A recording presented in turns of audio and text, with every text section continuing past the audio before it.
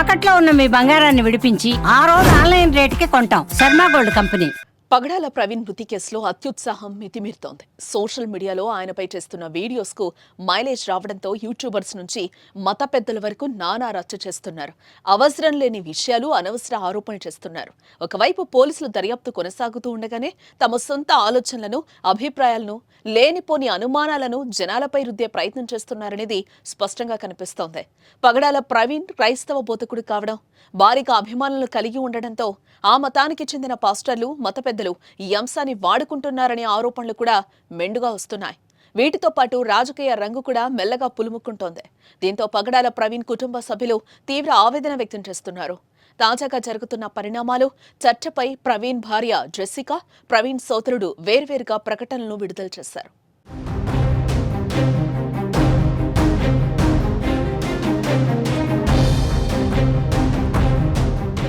Pastor Praveen Kumar అర్ధాంగి Jessica స్పందిస్తూ తన భర్త మరణాన్ని రాజకీయం చెయ్యొద్దని విజ్ఞప్తి చేశారామె. ప్రవీణ్ పగడాల ఒక మంచి భర్త, మంచి తండ్రి. ఆయన భౌతికంగా లేరని తెలిసాక మేం అనుభవిస్తున్న బాధను అందరూ అర్థం చేసుకోవాలని కోరుతున్నాను. ప్రవీణ్ పగడాలపై ప్రభుత్వం చేస్తున్న దర్యాప్తుపై మాకు పూర్తి నమ్మకం ఉంది. కానీ కొందరు మత విద్వేషాలు రెచ్చగొట్టేందుకు ప్రవీణ్ మరణాన్ని వాడుకుంటున్నారు. యేసు మార్గాన్ని అనుసరించేవారు మత విద్వేషాలు రెచ్చగొట్టారు. తన భర్త మృతిని రాజకీయ లబ్ధి కోసం వాడుకోవాలని చూడటం బాధ కలిగిస్తోంది. పోలీసుల విచారణకు అందరూ సహకరించారని ఆమె ఒక వీడియో సందేశాన్ని విడుదల చేశారు. I am Jessica Pagadala. I am deeply grateful for the unwavering support from my Christian brothers and sisters. My love for my husband Praveen remains ever strong, and my children and I feel his presence profoundly.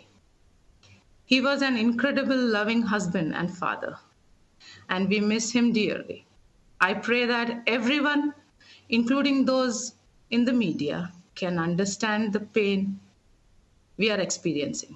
During this time, I ask for peace and space for my family to grieve and heal.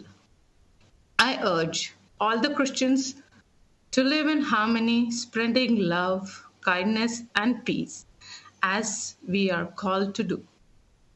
Let us forgive as Jesus forgave. ఇదే అంశంపై పగడాల ప్రవీణ్ సోదరుడు కిరణ్ సైతం మాట్లాడారు. ప్రవీణ్ పగడాల మృతిపై ప్రభుత్వం సత్వరం స్పందించి పూర్తిస్థాయి దర్యాప్తునకు ఆదేశించింది. దీనికి మేం ధన్యవాదాలు చెప్తున్నాం.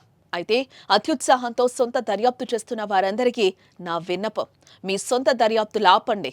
ఇదే ప్రవీణ్ పగడాల ప్రతిష్టను దెబ్బతీస్తోంది.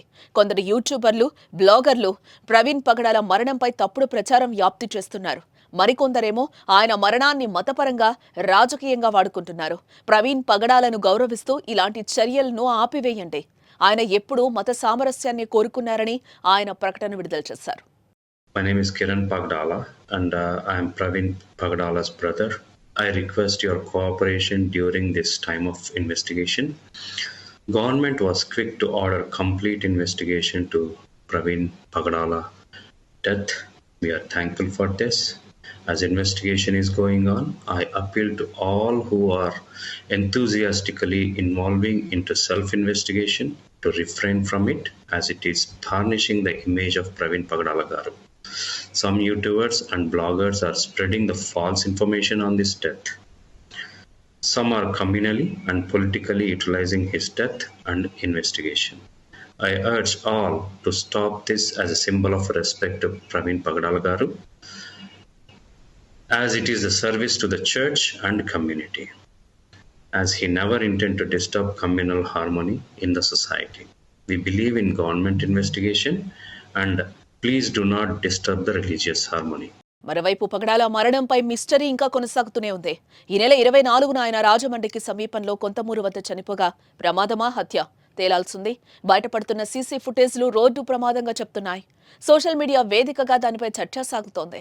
ఈ నేపథ్యంలో ప్రవీణ్ కుటుంబ సభ్యుల ప్రకటనతో ఇకపై ఆగుతుందో లేదో చూడాలి. లేకపోతే మత విద్వేషాలు కూడా చెలరేగే అవకాశాలు లేకపోలేదు.